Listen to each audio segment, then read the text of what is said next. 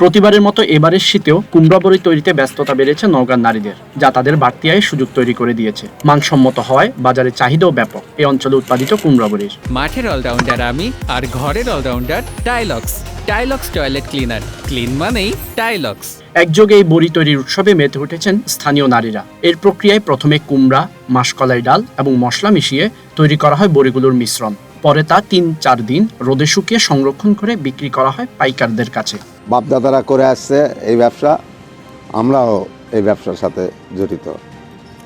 এই ব্যবসা আমাদের পুরোনো ব্যবসা। আমার বাবারা আগে দিত, মায়েরা দিত, ওনারা গত হয়ে গেছে, এখন আমরা দিই।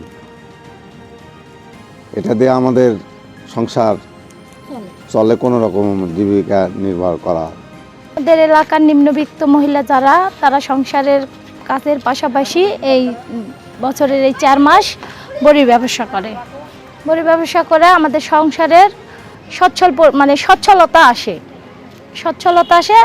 আমার ঘরে এই সংসারত এই কাজটা করে চলিচ্ছে। আমরা এই বড়িটা দিয়ে এখন চলিচ্ছে 4 মাস ধরা আমরা এগুলো কাজ করি। এই কাজে জড়িত নারীদের কর্মদক্ষতা বাড়াতে কারিগরি প্রশিক্ষণ এবং স্বল্প সুদের ঋণ সহ সব ধরনের সহযোগিতা করা হবে বলে জানালেন নওগাঁ বিসিক শিল্পনগরীর উপব্যবস্থাপক। 250 শতাধিক পরিবার এই কুমড়ো বড়ি নিয়ে কাজ করে। এটা নওগাঁর একটা ঐতিহ্য বলা যায় আর কি, এটা ঐতিহ্য হিসেবে পরিচিত।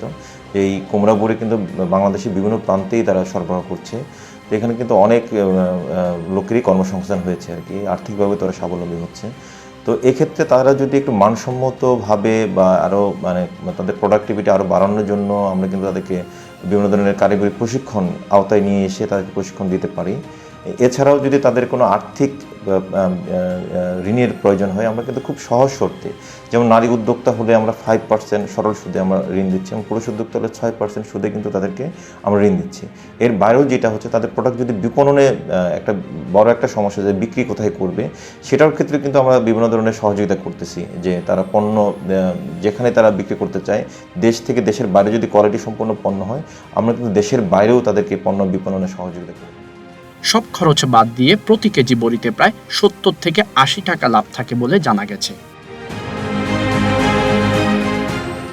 ফয়সাল হাসান, ঢাকা পোস্ট।